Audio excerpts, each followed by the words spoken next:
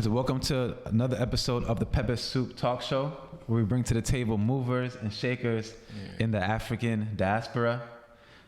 We have a guest today who's a native of Philadelphia, and he is a partner at Luxury Barbershop called Ethos. And so I'm going to go ahead and let him introduce himself. Thanks for having me, guys. Obviously, my name is Sean Robinson, partner, barber and stylist / partner at Ethos GSFM. Originally from right outside of Philadelphia, but Philadelphia area, surrounding Philadelphia areas. I've been a barber for about I want to say professionally since about 2008. So what does that make that? About what? 13 years. Yeah, about 13 years. So about 13 years now. I've been doing it for a while. It's something I love to do.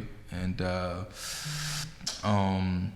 that's pretty much who I am, man. Yeah, so we on this show, we want to really peel back the layers and get into, you know, how you became who you are today, and how you've landed in this current position, and so just to start, can you talk a little bit about your background, you know, where you grew up?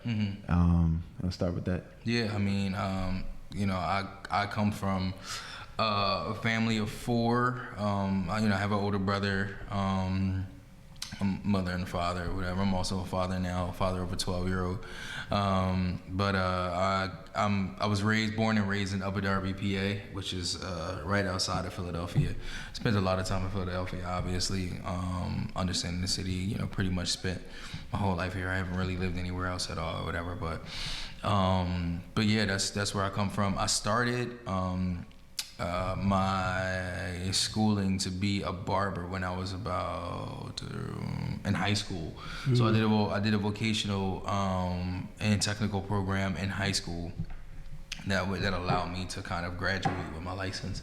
So at the age of 17, I was a licensed cosmetologist. Where'd you go to high school? I went to Upper Darby High. Yeah. Upper Darby High, okay. It's Upper Darby High, and they have a vocational technical program through Delaware County technical schools, to where you can go and become certified in whatever trade that you would want to get certified in. And so by the time I graduated high school, I knew I was pretty much licensed as a professional to do what it was that I wanted to do. That was basically that's basically my background. Yeah. What got you into that space when you were going to high school? Because I'm familiar with Upper Darby High, and I know some people who went to Upper Darby High. And I didn't know they had a vocational program. Yeah. And what encouraged you to go into the space with cosmetology? Yeah. What encouraged you to go into that space? Because something that's actually come up in past episodes is just like the workforce and how the workforce is changing and where the different opportunities are. And something we have mentioned once is about vocational studies and how that's actually not talked about enough. And so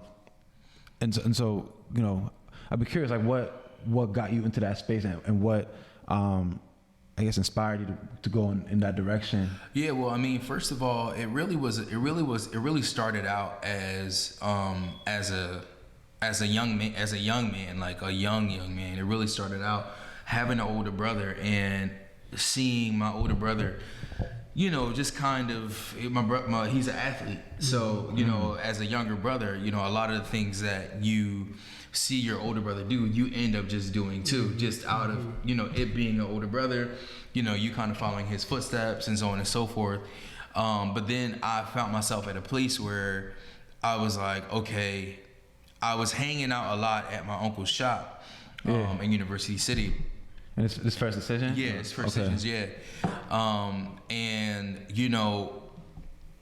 It was something about the way, it was obviously the craft and the art of cutting hair. I was always fascinated with just the camaraderie, the smells, and all of that kind of stuff. Yeah. I always loved being in the barbershop. But then as I got older, I was able to like kind of like, I guess the older I got, the more I was able to like mentally and emotionally comprehend how being behind that chair gave my uncle the ability to connect with people. And it was something that I wanted. I enjoyed people, and I knew I enjoyed people from a very young age, but it was something that I wanted. So outside of the fact of me kind of like falling in love with the craft, I saw that as a vehicle for me to be able to connect with people. And so I realized that like, I needed to just start doing it. I just needed to start doing it. I was going to the shop, I was watching my uncle, and I needed to start doing it. So that's what I did. I just started doing it. Yeah. And when I started doing it, I started realizing that like I was very good at it. Like a lot of like just trying out different styles and all. I was just very good at it. How old were you? Very good at it. I was 11. Wow. I was very good at it. And when I realized, I was like, wow. I was like, from that point on, even as a young man at the age of 11, I was always reflective, very self-reflective at a very young age. And at that point in time, I realized that like throughout my life up until that point, a lot of the stuff that I was doing was just because my brother was doing it. I wasn't really passionate about it. So that's like sport. You mean sports? Or? Sports, yeah. I wasn't really passionate about it. But then I realized, I was like, this is something that like I am like doing that most other 11-year-olds aren't doing. My brother isn't doing. It was just like, it was something that just I was doing. And I was passionate about it. So, when you ask me the question of like what got me into like, going the trade school route or whatever, I mean, it was a whole process on it. And before you even continue, what was it like during those early days when you were first learning? Were you cutting people's hair, like family members? Was it in the crib? It was how did you down my mom's basement, down my parents' basement. I mean, I had a chair down there. It was friends in the neighborhood. It was friends from school. Sometimes I would leave my middle school and I would get back home and it'd be like people waiting outside. Oh wow. To like get a cut. So it was like crazy. And you're getting paid? Now some people, if I would just, I wanted to practice at things. Like I wanted to practice at like a close fade. I wanted to practice at like a mohawk. So I would ask people like, can I, like, do you want to come over? What my friends in the neighborhood, you want to come over and get a cut? Like I'll give you a mohawk or whatever. And that's when I obviously wouldn't get paid. But like, I got so good at it, it was just kind of like, parents was like, yo, I gotta pay this kid because like this haircut is actually good, and so it got to a point where it was just people in the neighborhood, family, friends, stuff like that. My dad, he didn't really have hair at the time. He was bald, but he would like grow his hair back so I can practice like shape ups on him and stuff like that.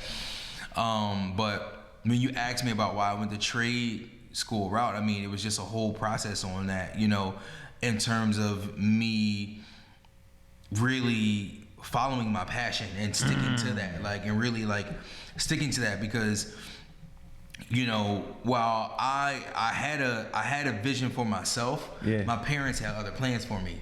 You know what I mean? Like, and it's like, I think it's one thing to take into consideration that like at a certain age, your parents, they're like sort of like a governing body over you, in a way. So, what were their plans like? So basically, what ended up happening was their plans looked a lot like what my life was like prior to me finding my passion. My brother had got a scholarship to Roman Catholic, a sports scholarship to Roman Catholic, and he went there to play football. So mind you, I at this point already know what I want to do. And at this point, I had already done my research into the high school that I want to go to, and which was Upbringing High, because I knew that they had the program there for me to do what it was that I wanted to do. So when I found out that I was going to Roman Catholic with my brother, I was upset. I was just like, so you take a kid that started this at 11, he's leaving the school at 13, which means that there was 2 years of me like dedicating my time to learning this new craft.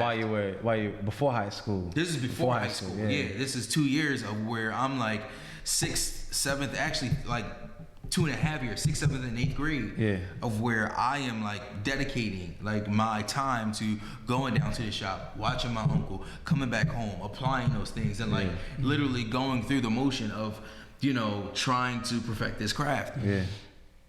Only to find out that, you know, my parents are sending me somewhere that does not match the trajectory of where I want to go. Yeah. So I'm just like, all right, I'm 13 and a half and 14 years old, whatever, and I'm going into this new school, and it's an all boys school, and I know that like going into it, I knew that I didn't want to be there, right? So, you know, so people out there never underestimate a teenager with a plan. But like, I went in with a plan. I went in with a plan because that's how dedicated I was to wanting to do what I wanted to do. Because I knew that this is what I wanted for my life, and I was passionate about it. So, I went into the school, and I'm just like, you know, I'm getting the rundown of like how the school operates. It's a Catholic school. Roman Catholic is a Catholic school, all boys school. You know, you get demerits, you go to detention, and you know, if you get enough demerits, then like, you know, this might lead to suspension and possible expulsion or whatever. Well, make a long story short, I said that, you know what, this is my plan. I'm going to keep my academics up in this school. I'm going to make sure that my grades are where they need to be, but I'm getting myself kicked out of here. I'm getting myself kicked out of here. I'm like, because this, you know, this is just not, it's not what I want. You know what I mean? They're just, my parents are just placing me in this position of, you know, just following my brother's footsteps, and I don't even want to be here. You know, my brother's living out his dream, and this has nothing to do with what I want to do. So, sure enough, my plan worked. My grades were amazing, but my behavior was terrible. And literally, you know, my parents got called in at the end of the school year, in my 9th grade year, for this dismissal meeting or whatever. And we were sitting at a table similar like this, and you know, the principal, he's reading my, you know, he's like, you know, he's like, I'm sort of a bit confused. He's like, your grades are great. He's like, but your behavior is just like, he's like, this is not adding up. This is not matching. Like, what's the issue? What's going on? And I'm like, well, this school just doesn't have the resources for me to do what I want to do for the rest of my life. And he was like, and my parents are looking at me like, because they had never even, you know, and there's no manual as to how to raise children. You know, there's no handbook, there's no like whatever, like you're just doing the best you can. So my parents had never really asked me, what is it that you want to do? Like, what is, like, you know, they knew that I was doing this thing, but they never really tried to cultivate that at the time. I think that in their defense, they were really thinking about this great education that I was getting in the school. But at the time, what were you expressing to your parents your passion for what you were doing? Oh, I told them. I told them I didn't want to go to the school. They knew I didn't want to go. And they was just like, yo, dude, this is what's happening. So, you know, the principal, he was just like, well, I've never met a 14-year-old who had his whole life planned out for him. And so, you know, fast forward, sure enough, my plan worked. Now, my 10th grade year, I'm at Upper Darby High, and I'm so happy. You know, you probably never met a 14-year-old to be so happy to get kicked out of a school. But like, I was so happy that I was like now at Upper Darby. And the first thing I did the first day of school was I ran to the VOTEC office. Wow. Just to get all the information I needed, everything I needed in order to qualify or be in the program or whatever. And some of the information that I found out, and I think that this speaks to never letting go of your passion and always remembering and staying tapped into what you're destined to be, and your destiny, because and never letting go of that, because the information that I found out is that you couldn't start the program until 10th grade anyway. So even if I went to you know, Upper Darby in 9th grade, I couldn't start the program until the next year anyway. So all along the trajectory was what, you know, everything that happened, even though I didn't want to go to Roman Catholic, everything that happened exactly the way it was supposed to be. Yeah. You know, and I think that that's a true testament to sometimes, like, in life, you know, some of the things along our path don't necessarily seem like they are going the way they're supposed to be going, because it feels uncomfortable. It doesn't feel good. But I think that, like, one of the things to, like, always keep in the forefront of your mind is that if you never let go of your passion, and if you always stay focused on what your destiny is and stay committed and disciplined to that, everything will fall in line, even if it doesn't feel like it's falling in line. Yeah. Everything, you know, the timeline of where you're supposed to be, everything happens for a reason and when it's supposed to happen. I think that's special. That's special because most children don't have their passion. Most people don't have their, whether you say it's a passion or even just the plan or what you want to do with your life, figured out at that earlier age. And what you said about the teacher or the principal saying, like, you know, kind of being taken aback by that almost, that, like, wow, this boy knows what knows, you know, what, and it's where funny he's because going. Key word, he said to me, in quote, if you graduate, send me an invitation and I'll come to your graduation. Yeah. If I could just, only unpack that, elaborate on that. So what did you feel from that? Like what did you take from that? Well, I mean, it just gave me a certain level of, like, motivation, like a chip on your shoulder. It gave me a sense of motivation because, you know, here I have this old white guy who's obviously, you know, looking at me like I am like this menace to society to some degree, and he's using words like if you graduate, you know what I mean, you know, and it's just like, okay, cool, if I graduate, all right, that sounds great. And it's just so funny how I knew I would graduate. I knew I would do what I needed to do in order to, you know, I guess execute on my plan. But it's funny how life takes its course. Because the shop that I'm at now, that I've opened up with my partners, is a half a block down from the school I got kicked out of. Wow.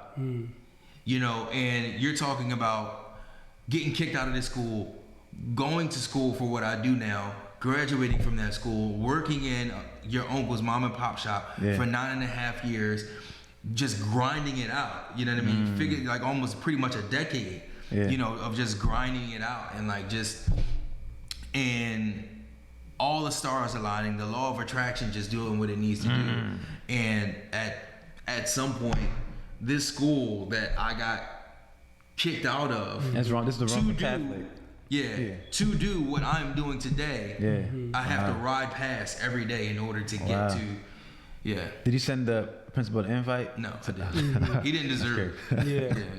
So I just think I've been listening, Sean. Again, thank you for being on the show. We're really grateful. For sure.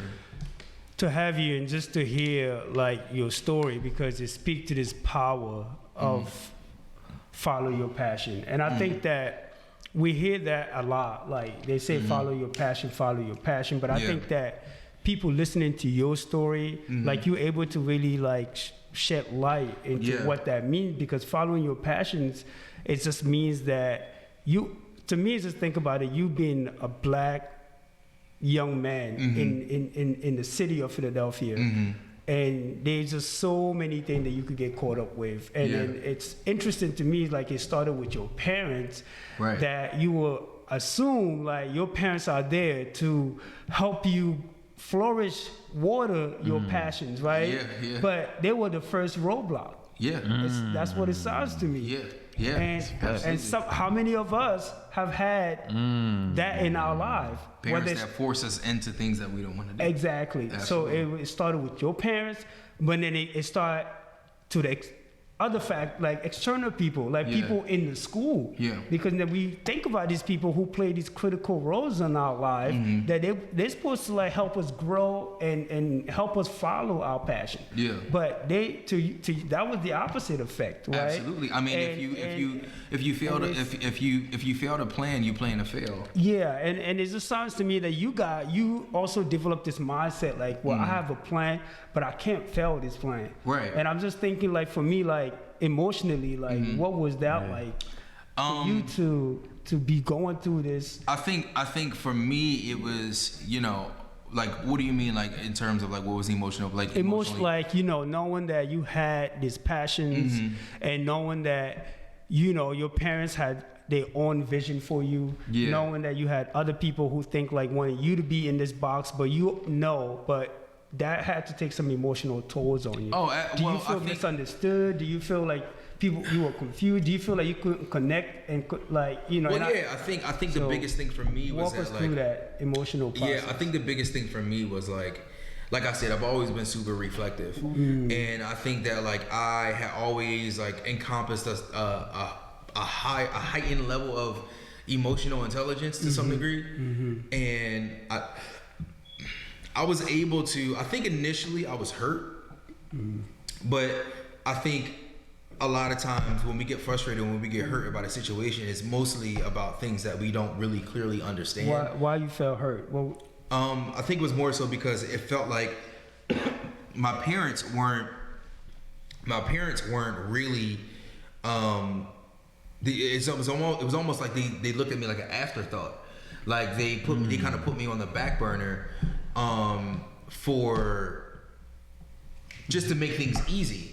It was just like, it's easier just to say, oh, well, this is what your older brother's doing, so you're doing this too, without actually giving that attention to me and asking me like, did I want to do something else? Was there something else that I was interested in? Or even hearing my grievances in terms of when I found out that I was going to, this school that didn't have the resources for me to do what I wanted to do. Yeah, that hurt me. Initially that hurt me, but being able to mentally and emotionally navigate through that to gain clarity on why they were doing it, it just fueled my tunnel vision. Like it allowed me to say, okay, I know why you're doing this, but this is what I need to do. Like this is like, I have to put blinders on, even against you guys, because if I continue to allow you to just, dictate, what I'm going to do with my life or how I'm going to do it, just like I'm not going to be fulfilled. You know what I mean? Like this is not going according to my plan. Right. And I think that like it didn't. It did not go according to my plan because they're my parents. You know what I mean? It literally did not go according to my plan. Yeah. My plan was to leave the middle school I was at, and go directly to Upper Darby High, to go directly to that school. Yeah. So I had a plan, and my parents literally set me on another path. Yeah.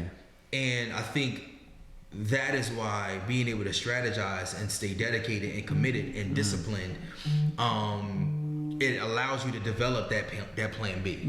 You know what I mean? And that's basically what I had to do. Right. I had to develop that plan B so I could, kind of get back on track. Right. It's like so powerful, like for you it's just individually for you to continue to stay grounded to your passion, right? And I just think to me, like, that's really the power of your experience. Yeah. And that's what I want our viewers to like walk away with, because a lot of us are having these reflective ideas and passion in our head and constantly just thinking about these things. Yeah. But it just sounds to me that it's the choice is yours. It's gonna be up to you and having a plan. So you having that plan, let's jump into now where you at. So you founded this new Yeah, so basically, place? Like, talk to us about. And did your parents?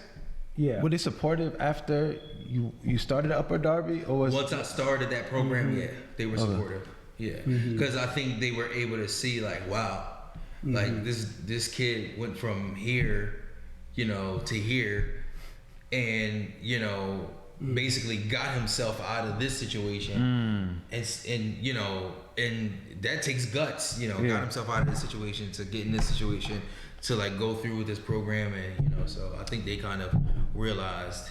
Got you. You know, how dedicated I was to it. I mean, again, this is all about you, and we don't want to get too much into other. But what your brother ended up going to that school? What did he end up doing? Well, my brother, he ended up going there, and he ended up leaving Roman too. I forget why. That's interesting. I forget why, but he ended up leaving Roman too. I think it had something to do with the football program there. Then he came back to Upper Darby as well, and he ended up playing football there, and then going to Valley Forge Military Academy. Interesting. Yeah. So let's dive into the business aspect of it. So you started working at First Decision, and Right. this Just to roll back a little bit. This is how Aki and myself became a friend with Sean through First Decision. This is where when we were student at UPenn. This is where we actually used to come to get our haircut. Right.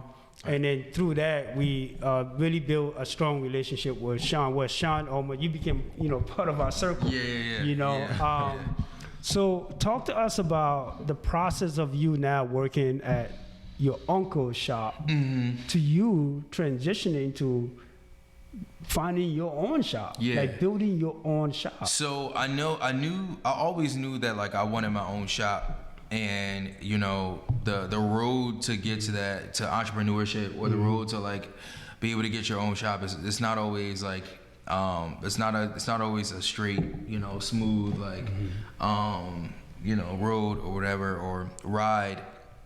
And I think for me, so basically I started out there in like 2008.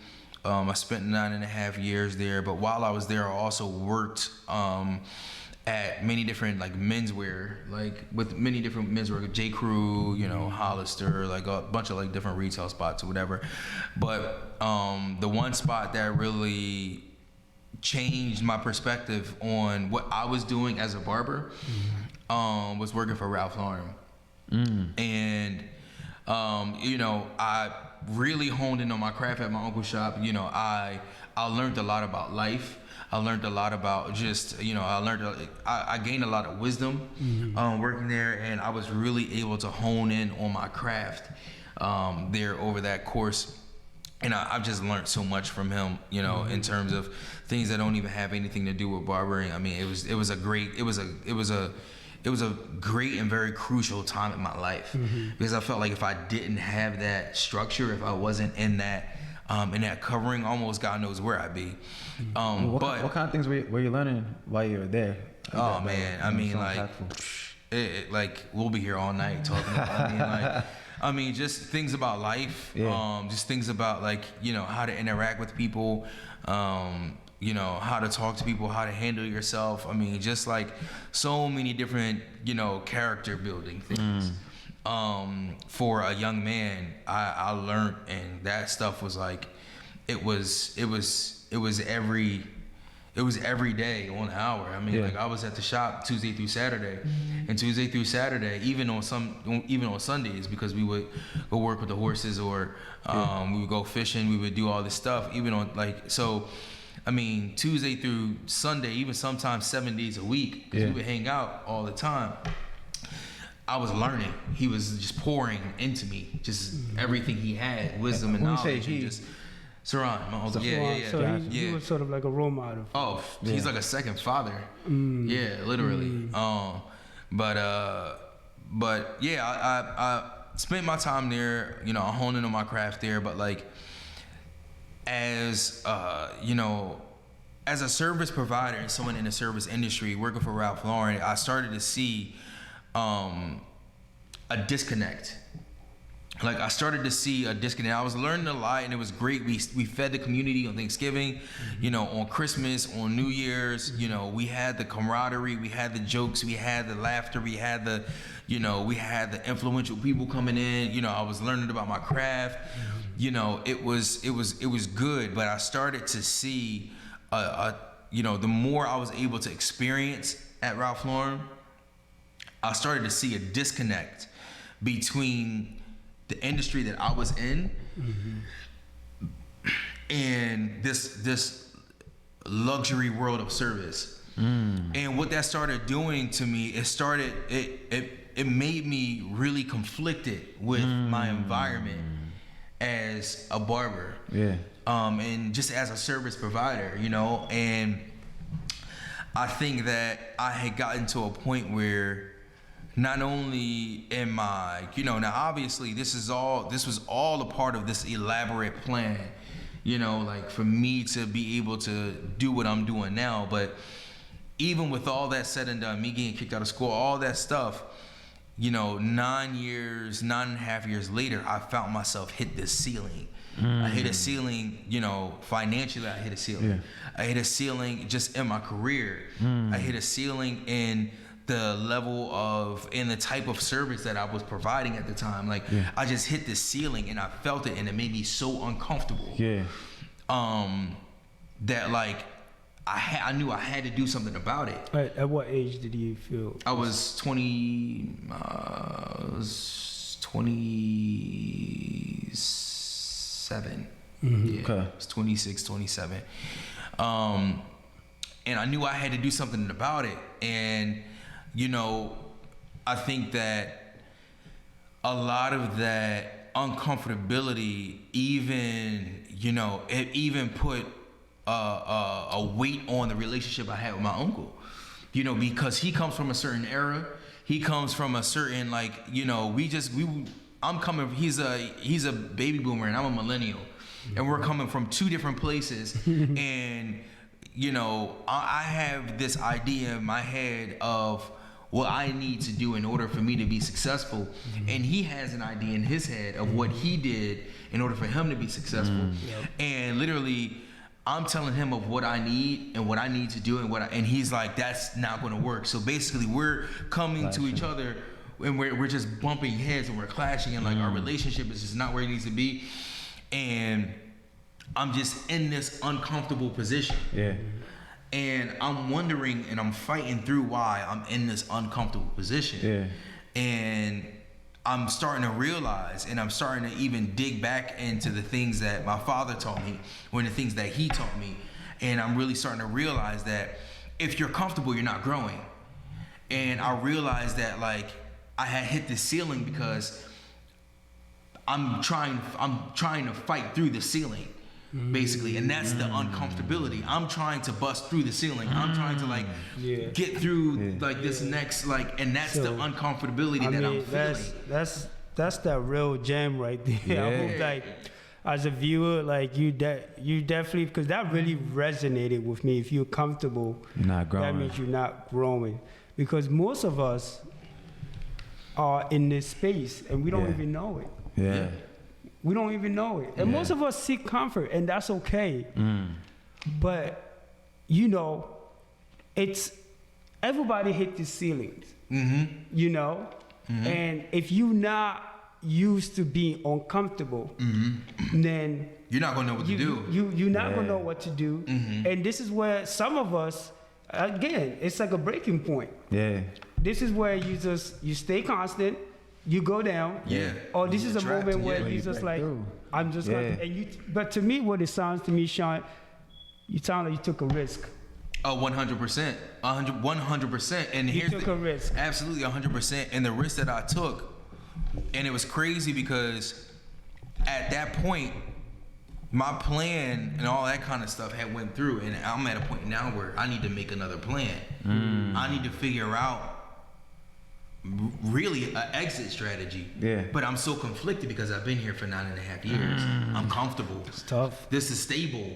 This is like, I know this shop. I know these people. Exactly. I have a steady income. Like I'm I've been here for 9.5 years, and literally everything outside of this is uncertain. Unknown. Yeah, and also like I want our viewer to get a little more context because first decision, its location is so important. Oh, absolutely, 100%. And again, this goes to where you have your business matters, right? Yeah. Because there's this constant. First decision is located right on UPenn campuses, also Drexel campuses, Right, and University of Science. And you have this long, like, relationship with so many people. So many people. So like y'all feel the whole community. Oh, absolutely. So for you 100%. to just like say like, you know, I'm about to leave all this. Yeah. And I'm about to like leave Absolutely. like my mentor to. I mean, literally. That to me, I'm just like, man, bro, literally, that's not an like easy. you could go in that shop. Yeah. You can go in that shop, and the idea was that you have, for every single client that comes from Penn or Drexel, that is an opportunity as a 4-year contract. That is a 4-year contract you have with that person. Yeah. You know what I mean? So like literally for the duration that they spend their freshman, sophomore, junior, and senior year in college, they are Basically like a client. they're a client of yours. Yeah. You know, and you just better hope they come back for grad school because that's gonna, you know what I mean? Yeah. So you're talking about a whole clientele book of where you just got this like this steady from Penn, Drexel, like, you know. So it's just you're comfortable. You know, you're comfortable. But what I realized was that like I had to do something different. And I knew that like the consumer wasn't getting that from where I was at. And I couldn't even deliver it in that environment. I couldn't deliver it underneath those circumstances. Yeah.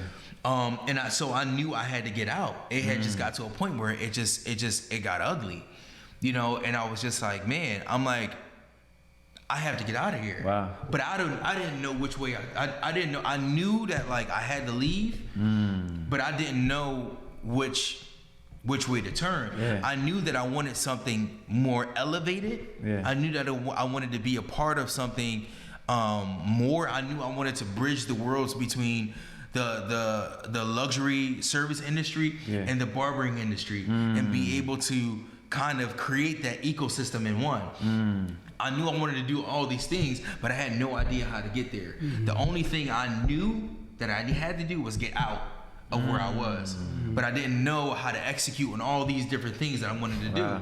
So what I did, I just planned. I just planned and I planned my exit strategy. That's all I did. But I didn't know what my next step would be. I had no idea what my next step would be.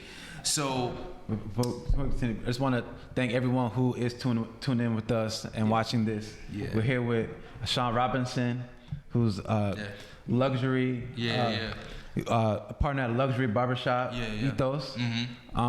If you like what you see so far, please make sure to subscribe to our channel. We are trying to get to our 1,000 followers. And make sure to hit the notification button at the top right and to give us a like at the bottom of the screen. So I had a friend at the time who's, he's like a brother of mine now. He's like a big brother. His name is Sabir Peel. I'm sure you guys have probably seen him on Instagram, Men's Style Pro or whatever. But he's, he at the time was really operating as a mentor for me in terms of me figuring out my next step. I think that like at the time I didn't have much of a presence on Instagram or social media presence in terms of what it is that I did for a living. He helped me get there because he's an influencer. So he knew he had all the tools. He knew how to do that. So I think that was a part of my exit strategy, to know that like if I built up enough of a following that it didn't matter where I went, these people would kind of gravitate towards whatever it was that I was doing or the service that I was offering. So with that being said, I just started to apply to different barbershops. Yeah. Because I knew I needed to leave. A lot of these barbershops weren't necessarily shops that I wanted to go to. They weren't necessarily like shops that I actually saw myself in long term, but I knew I needed to leave. Yeah. So I just continued to plan, and I continued to seek other opportunities. Yeah. So one day, you know, and I think that this also speaks to just staying dedicated and committed to planning, and just staying disciplined to what it is that you love and what it is that you want out of life for yourself. One day I'm walking from the shop, and I'm walking up the street, and this is like just like a little story for you guys. And I'm walking up the street, and as I'm walking to my car, I pull out my phone, and I go on Facebook or whatever, and I see this ad on Facebook. And now, mind you, in this exit strategy, I'm like, ideally, I would like to just go open up my own shop. I didn't have the capital at the time to do that, so on and so forth or whatever. So I'm, seeking employment elsewhere, but I open up my phone and I'm on Facebook and I see this ad, Ethos GSFM, looking for talented barbers in the Philadelphia area. And the ad was so enticing. Like the ad was like, it immediately, just seeing it in like a snapshot, it spoke to everything that from the font, the colors, just the way it was designed, it spoke to absolutely everything that I had wanted out of like a shop. It was so odd to me. So I closed my phone. I said, I'll revisit this when I get home. So close my phone. I said, I'll revisit when I get home. I get home. Sabir FaceTimes me. Sabir never FaceTimes me, but he FaceTimes me, and he's like, yo, what's good, bro? Whatever. And he's like, I forgot to mention to you, I had this event at Suit Supply. Yeah. And my buddy Jonathan was there, and he was like, I think you two should meet. And I was like, wow, what's up? He's like, well, he's opening up a upscale men's grooming lounge in the city. I'm like, well, what's it called? He said, it's called Ethos GSFM. And I'm like, oh, it's getting good, right? And I'm like, okay. I'm like, well, that's crazy. I was just looking up an ad for that in my phone, and this was not one of those, you say Cinnamon Toast Crunch and you go on Instagram and you see ads for Cinnamon Toast. This was not one of those things. Like, this was something I saw in my phone, and one of my best friends called me about this as soon as I got in the house. So I'm like, all right. I'm like, cool. I'd love to meet him. Yeah. So he's like, he's having an event in September of 2017. He's having an event in September. He's like, I think you should go. I think you guys should meet. So I'm like, okay, shoot me over his information, and I'd love to, chat with him. So he sends me over his email. Shoot John an email. John emails me right back. So we're literally having this conversation via email, and he invites me to the event. We're excited to meet each other, and in conclusion, he's like, by the way, he's like, my partner Anton was supposed to reach out to you on Instagram. Yeah. Did you get a message at all or anything like that? I'm like, no, I didn't. So initially, even from that point, I'm realizing that all this work that I'm putting in to get out of my situation is paying off. Someone's noticing. And it happens to be this ad that I'm looking at in my phone that I'm just so attracted to. So he's like, so I'm like, no, I didn't get any message. Yeah. So he's like, okay, no worries. Look forward to see you at the event. The very next day, I'm driving home, and I see this little link that pops up. You know on Instagram where you have the message request, and when someone doesn't follow you, or when you do follow somebody, that message request becomes an actual message in your inbox. So they followed me from the Ethos GSFM account, and I guess at that point, the inbox message came up from Anton. Turns out he had messaged me, and when he messaged me, it was 2 weeks prior to me even realizing I needed to get out of this shop. It was 2 weeks prior to me getting the phone call from my buddy Sabir. It was 2 weeks prior. It was prior to all of that. Yeah. And it was like, this is unbelievable. It was like crazy. Like that, like I received this message from him, and like it was just unbelievable. It was crazy the way it had all like fell into place. And at this point in time, you know, obviously I still didn't know if this was the right place for me. I still didn't, you know, I was still kind of like skeptical about it. It was just kind of weird or whatever. I'm like, I still don't know if this is right for me. But lo and behold, I ended up, the event that I was invited to, I ended up actually doing a haircutting demo at, you know, because they were giving out complimentary services. I ended up doing a demo at so they can see how, you know, my level of skill at the event. At the event, they were blown away with, you know, the level of skill that I had. It was just him and Anton as partners at the moment, and then, you know, we went through with an interview, and we did the interview. I ended up, you know, coming on board with them, and within we had that event September of 2017. We opened up our first brick and mortar in the rear lobby of 1818 Market Street, November 13th of 2017, and I want to say between September and the 1st of January. The 1st of January, they offered me equity into the company to come on as a partner. And so I say that to say, I had 6 months prior, I was down and out. Yeah. I had no idea of which way I was going to turn, what I was going to do. Yeah. I was in my uncle's shop. I didn't have my own shop. I didn't have my own business. Yeah. I didn't know like what my next step was going to be. I just knew what I wanted it to look like, and I planned for it. I stayed committed to it. I stayed dedicated to it. And everything that I did, every way that I spoke, every place that I went, anything that I put out on Instagram, anything that I put out of myself into the world, I made sure that it fed what I wanted. I made sure that it fed what I wanted. I made sure that it watered what I wanted. And I got that back. I attracted exactly what it was that I put out. Yeah. And I got that back. Yeah. And then some. Yeah. You know, because not only did I get into a situation where I was able to live out, you know, and bridge the worlds between luxury and the barbering industry, I'm able to be partners and be a co-owner of the shop that I literally just put in sweat equity. Like, this was no money out of my pockets. Yeah.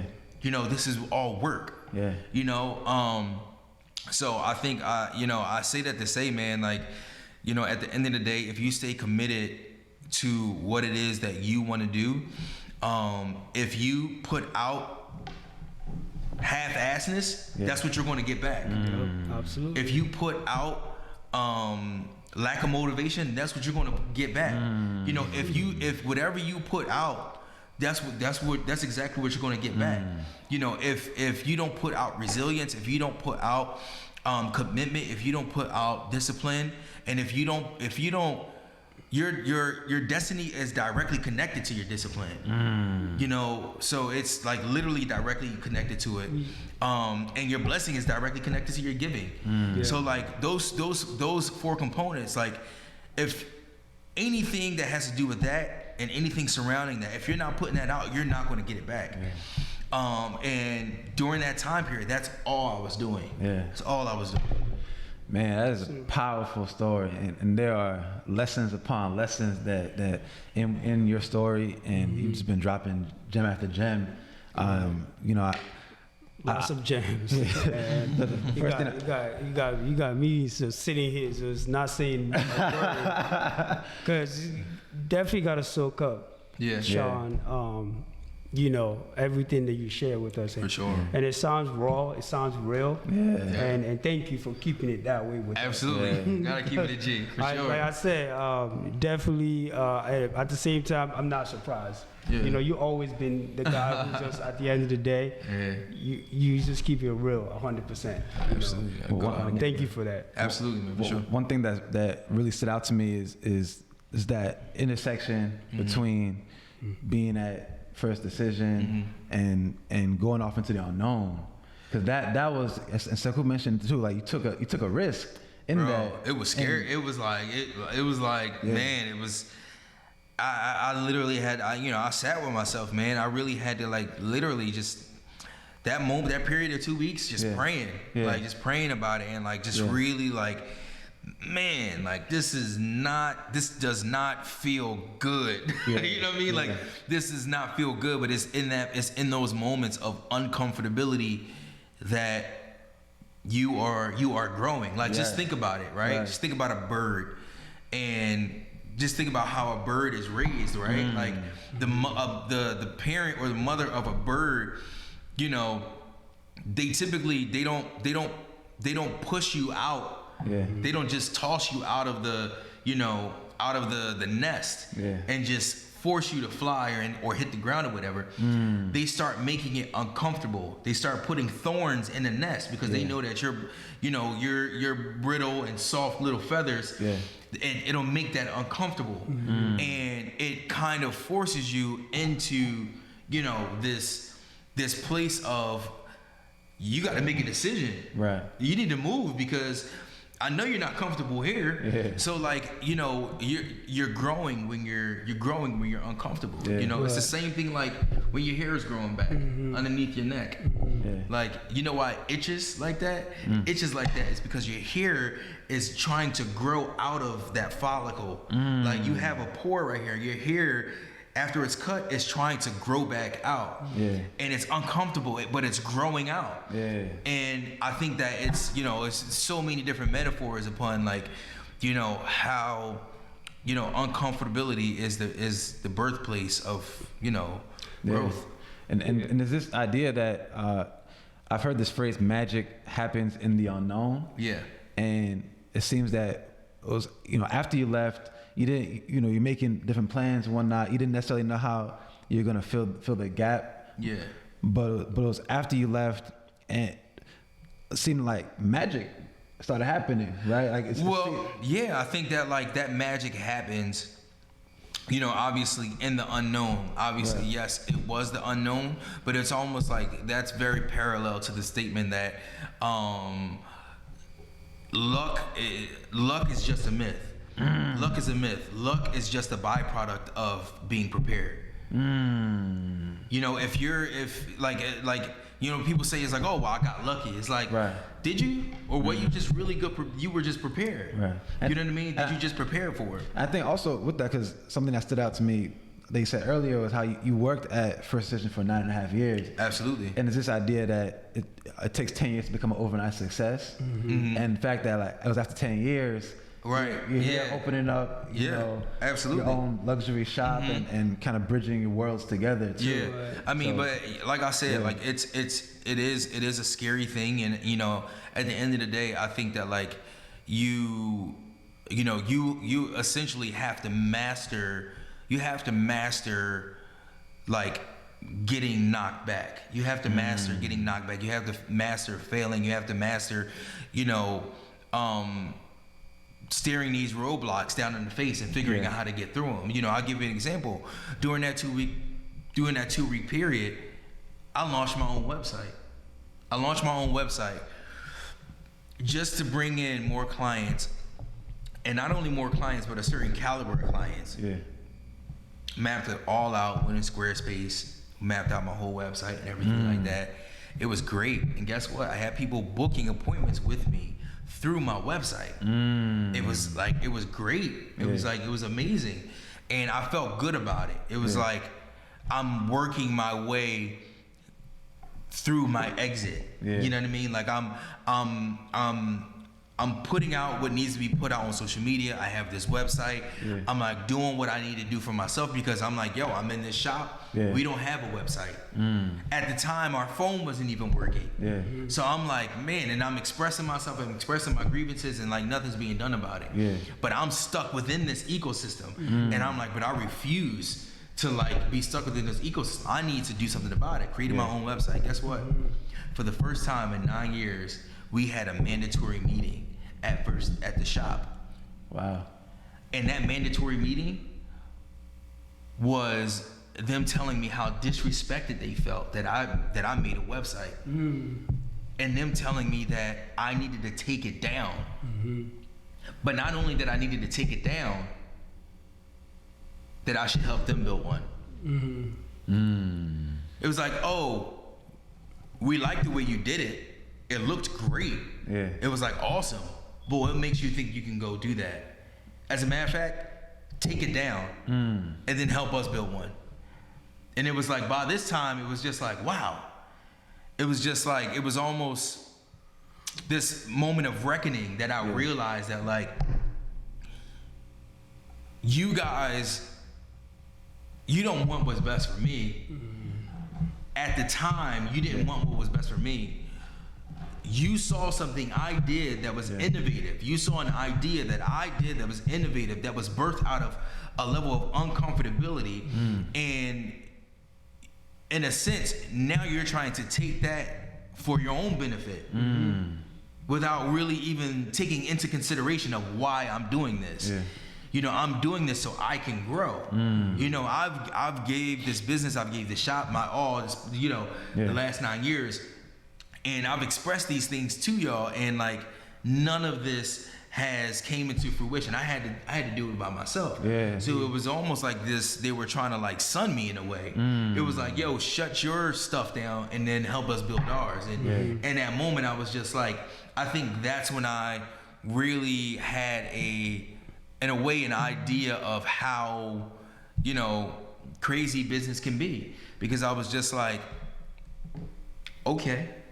I was like, all right, cool. And you know, the funny part about it is that I was hurt. I literally went in my car and cried. At 27 years old, I went in my car and cried. Because I was like, now I really don't know what to do at this point. I didn't know where to turn. I didn't know what to do. And then after that, that's when I realized I needed to get out. And I went in my car and cried, and I figured that out. And literally 2 weeks later, the second mandatory meeting in 9.5 years was me saying, yo, 9.5 years here has been great. But I won't be here in 2 weeks. Then we just got to pause for a minute. It's a lot to unpack. It's a lot to unpack. And it was a crazy moment because it was the ultimate like it was the ultimate like back alley dime. Like it was like, yo, it was like, yo, this dude, are you serious right now? You know, it's like, wow. It's like we called ourselves, you know, kind of checking you, kind of like putting you in your place and expecting you to like go along with the program and stay here. And I thought that was going to be the situation for the foreseeable future. But just like that, literally 2 weeks later, while I had the best situation of my life in lieu, well, in the works, that was also in lieu of me making one of the hardest decisions, you know, that I can make because I was comfortable there. I was, you know. Definitely gotta big up you for, honestly, for betting on yourself. Right? Because that's really what that was. And you know, and just to ask, is y'all relationship good now as far as? Oh yeah. I mean, like, obviously, I think, you know, through, you know, just, you know, time heals everything. But I think that, like, one of the things that I want a lot of people to remember is that, like, you know, some people want you to be successful, but some people only want you to be successful in the way they see you being successful. And a lot of times that can be friends, that can be family, that can be whoever. And I think that that's why it's so important to stay reflective and understand that you are the sum of the 5 people that you keep around you. And you need to always stay cognizant of that, because if you don't have the right people around you that are lifting you up, that are building you up, that are helping you, you know, smash the goals that you want to achieve, like that are helping you open certain doors and get to the next level, and just kind of like have that upward bound trajectory of where you want to go, like you need to cut the fat You need to trim the fat, seriously, because if you don't, you will find yourself in some deep, dark places that you don't want to be. And it's okay, because you're going to find yourself there at some point along the way. Those points are okay. Being in those deep, dark places are okay. But you don't stay there. You don't stay there. And having the wrong people around you will allow you to stay there. But having the right people around you will allow you to remember that, just because you're, they will allow you to remember and to not confuse that presence of darkness with the absence of light. You know what I mean? No, go ahead. I was gonna say, were there people during that time, or experiences you had during that time, where you were in a darker place or just confused during that transition that helped you continue to progress, or helped? Oh, absolutely, 100%, 100%. Talking to Sabir, talking to my mom, talking to my dad, and talking to God, honestly, and continuing to stay reflective about what it is that I needed to do for myself, staying positive, and just feeding myself positive thoughts. Whatever you feed, whatever, if you water the negative plant or if you water the positive plant, they're both going to grow. Right.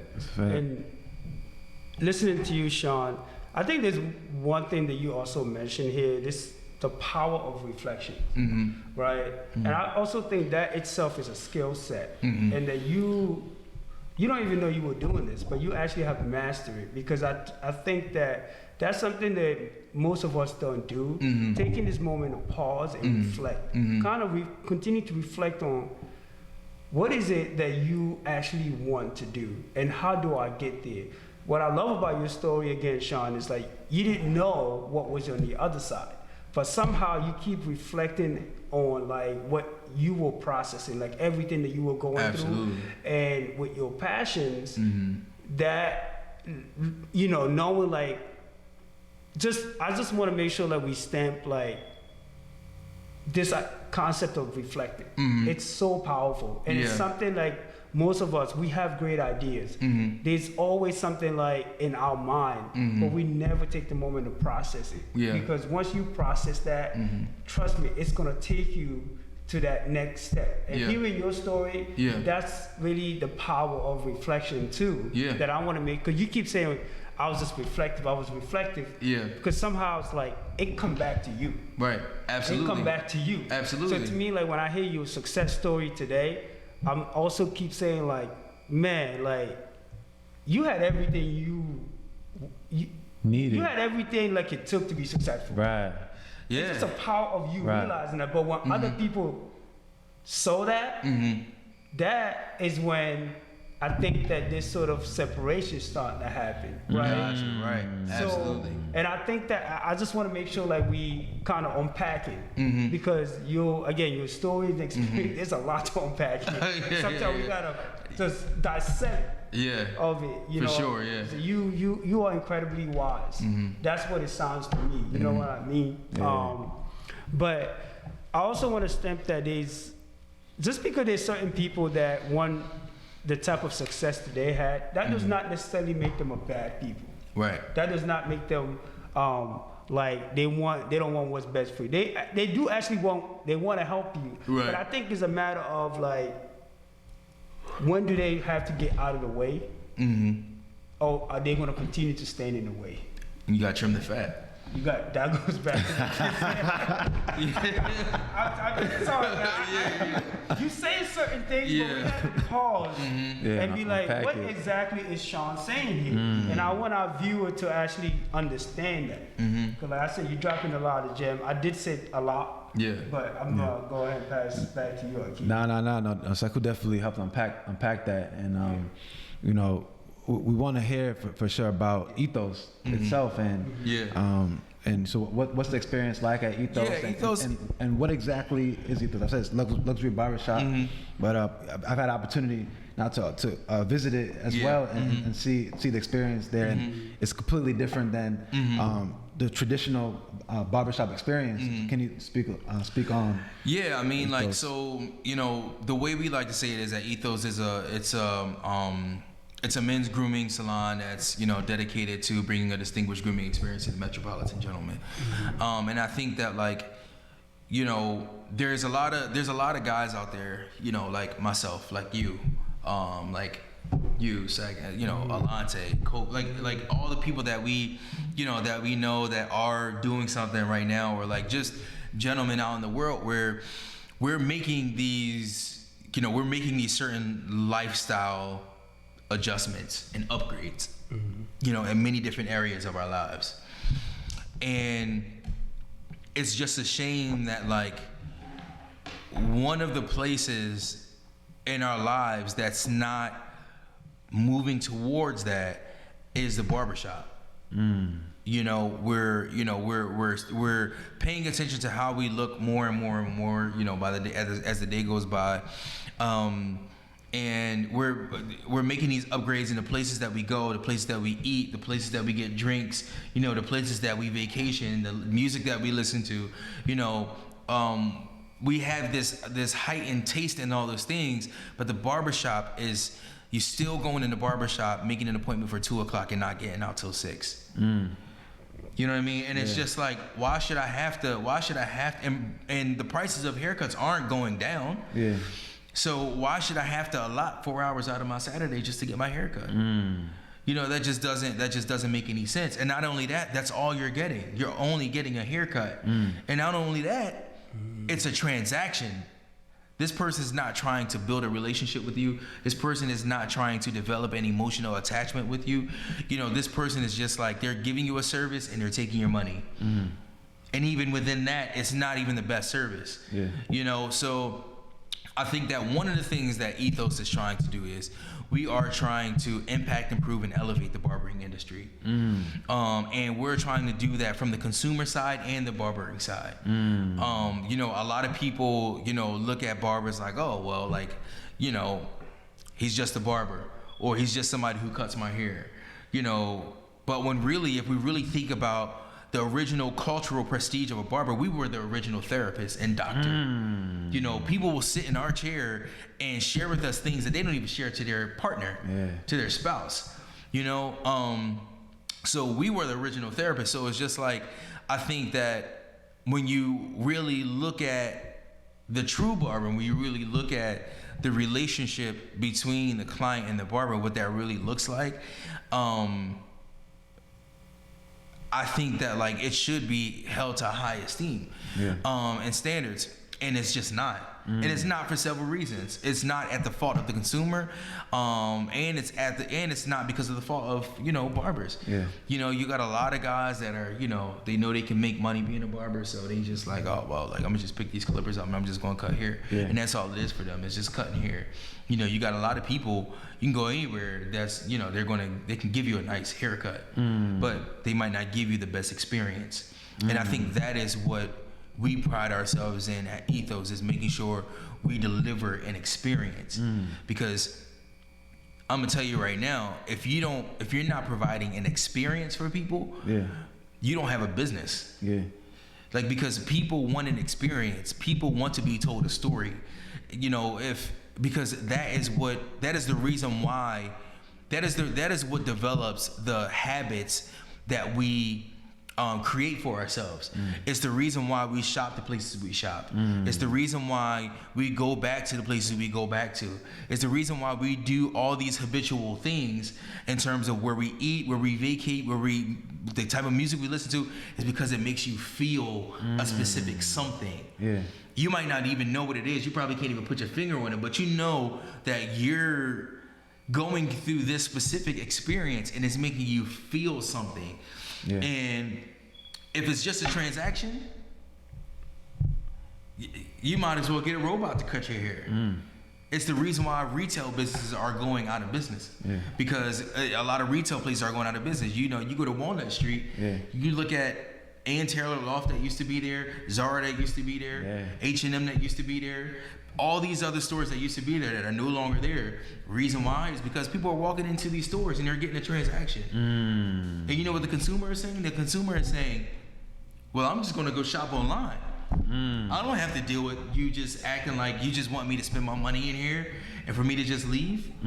They want an experience. They want to feel special. These people, and that's what people deserve. Yeah. You know, that's what people deserve from your business. So that is that is at the forefront and at the core of our business, is elevating, impacting, and improving the barbering industry.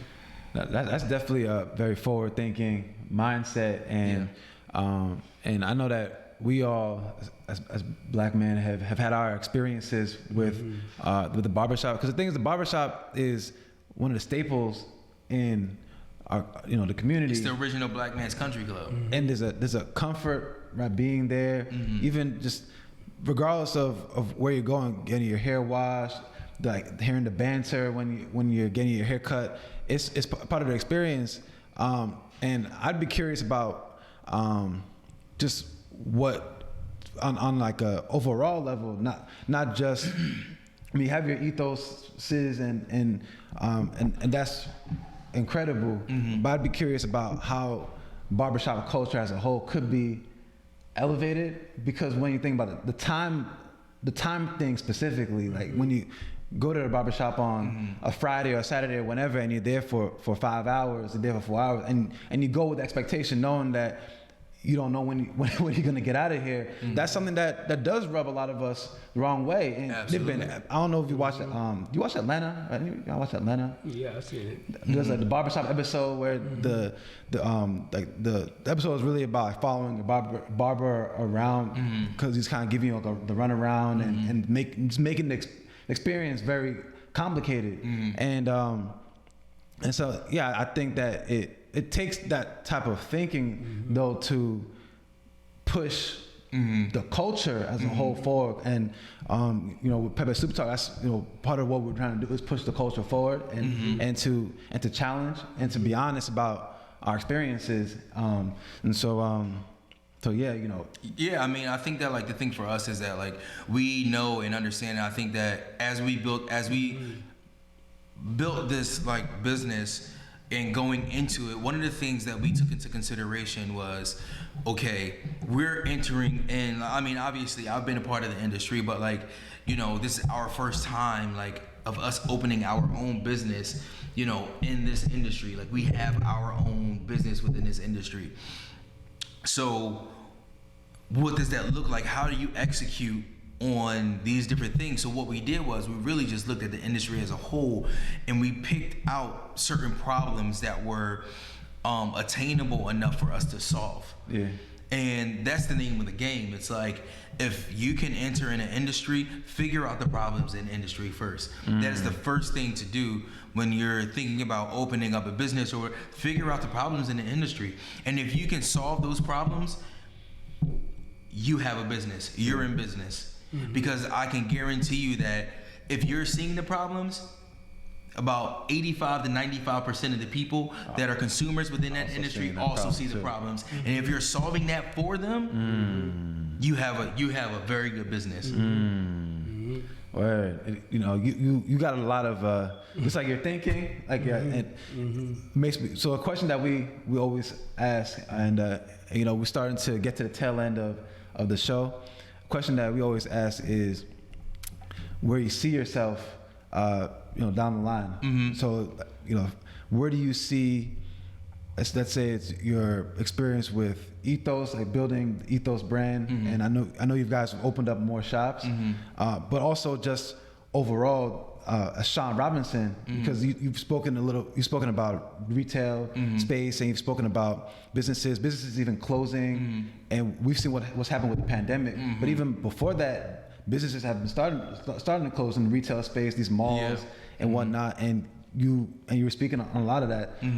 So like, where do you? And you're also, by the way, you've always, based on this conversation, been a man with a plan. Even since you were 11 years old at the middle school, and nobody's thinking that way. Very few people are thinking that way at that age. Right. So where do you see yourself taking things over the next, I mean, honestly, years? the biggest thing for me right now that I'm focused on right now is just to continue to grow this business, and be a very intricate part in, growing this business and making sure that gentlemen like me and like yourself are receiving the proper experience, that they should receive, and to continue to grow Ethos GSFM and, hopefully become a household name here in Philadelphia and possibly internationally. That's pretty much what the next 5 years looks like in terms of just expansion.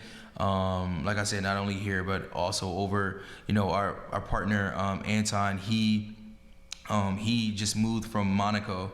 And he's living in London now. So, we have some roots there. So hopefully, within the next, possibly 2 to 3 years or so, we could, have something out there in London, for our UK people. But yeah, so that, I mean, really that's what the next 5 years looks like. But I think for me in totality, obviously impacting, improving, and elevate the industry, that also speaks to, the service provider. And I think that for us, you see a lot of old dudes, man, they're standing on their feet until they're 80 years old. Yeah. 60, 70, 80 years old. And that's just not in my plans. It's not. That's not in my plans. So, as time goes on, hopefully within the next 5 years, next 5 to 10 years, I could gradually start to take a step back from being behind a chair and doing a lot more, administrative work and stuff like that. And, just continue to just kind of like be just kind of take hands off of, being a barber. And right now, this is the dirty work right now. We're just getting started. Exactly. So we're just getting started. So I'm out here in the field, but as time goes on, that's my main goal, is to be able to take a step back from being behind a chair and allow, the things that I have created and the things that I have put in place and the things that I have planned to kind of like take its course and do what it needs to do. Right. Yeah. That's what's up, man. Yeah, man. It's good, man. It's good, man. I'm sitting here just smiling, man. Sean, man, listen. We proud of you, man. Like, Appreciate it. Likewise, man. We see where you started to see where you at right now. You an inspiration, man. Thank you, brother. Appreciate it. Likewise, bro. I mean, Philly, man. This is a guy from Philly, man. Everybody talk about right now. Everybody talk about McMill, but they need to be talking about Sean. Man. All right? Oh, that's funny. I'm for real, man. Because, and this is why we happy you came on our show, because people need to know about that. We got folks here in Philly like you who are literally like are dreaming bigger. Yo, for real, right? Man. Absolutely. But we just trying to give you the mic, bro. Hey, man, I appreciate it. Thank you for having me. Yeah, man. Thank you for taking the mic. We always ask these questions too. Given everything that you've been through, given everything that you share with us, if there's again that 13-year-old Sean sitting in front of you right now, given everything that you know right now, what would you say to him?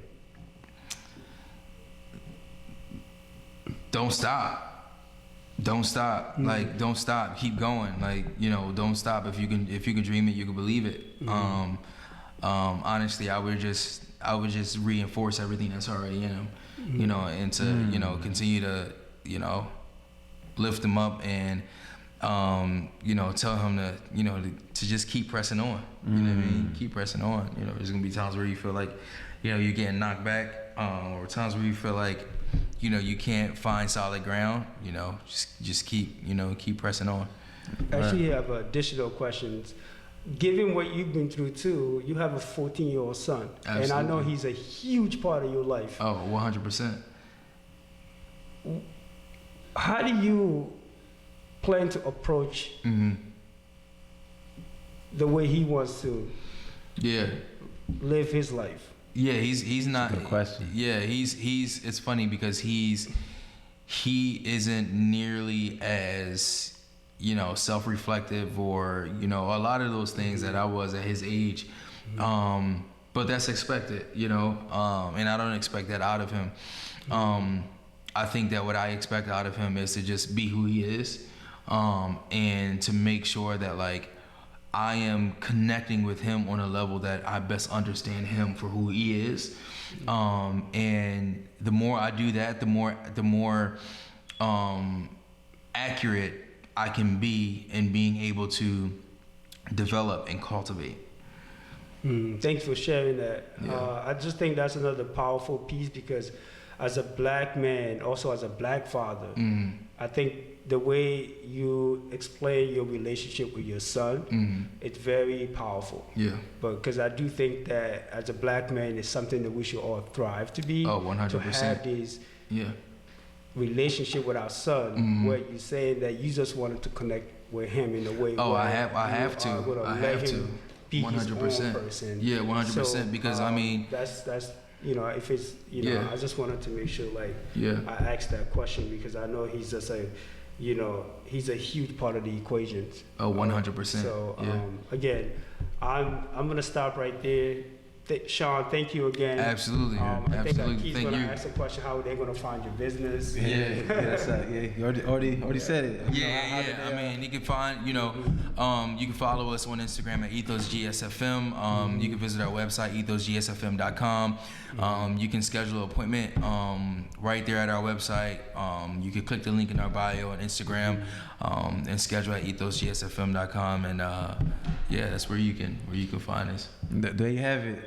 It's Pepe Soup Talk. Thank you for tuning in, and we'll catch you on the next one. On the next episode. Dope. All right.